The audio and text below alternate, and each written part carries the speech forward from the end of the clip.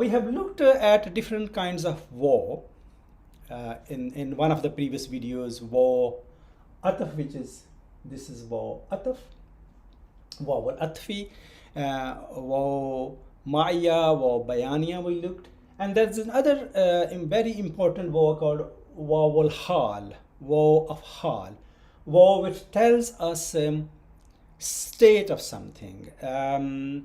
For example, we ask in Arabic, commonly they say, Kaifa haluka? How are you? To men they will say haluka, to women they will say haluki. So Kaifa haluka, how are you? Which basically means what state of being you are in. Are you good? Are you okay? So that's hal, which then we can translate as being in a state. And I'll give you some examples from Quran where we are not going to translate this waw as and, not as a conjunction, but as waw of hal, waw al hal. This is chapter 4, ayah number 43. La takrabus salata wa antum sukara.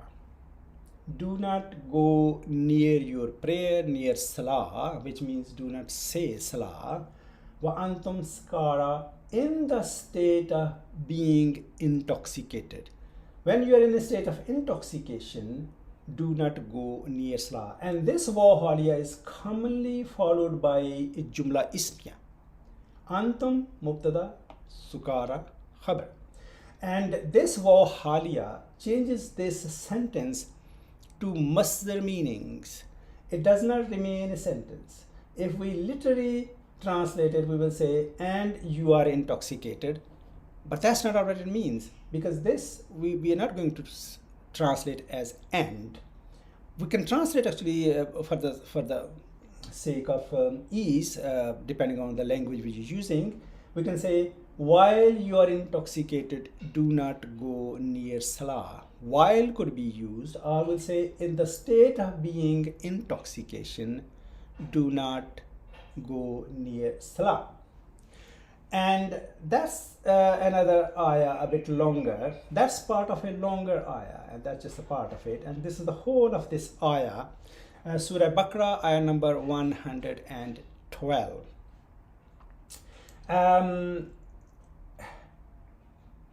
The ayah before this, which is 111, and that means that they say, talking about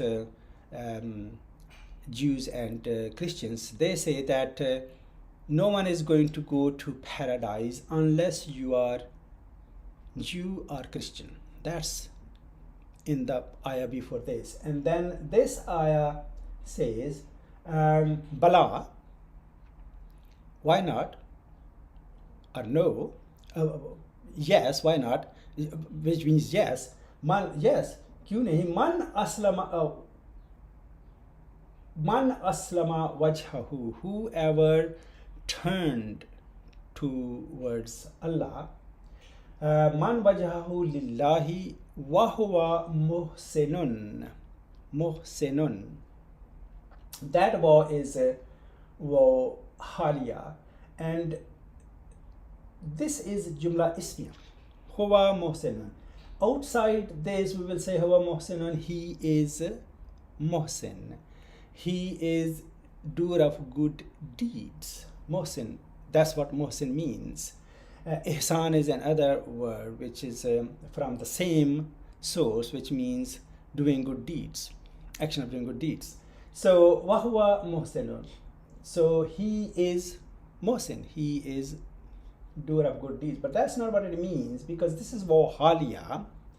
And waw haliya is going to change this sentence into masdar meaning, and we know what masdar is. If you need a refresher, go back to one of the previous videos where I have discussed masdar in detail.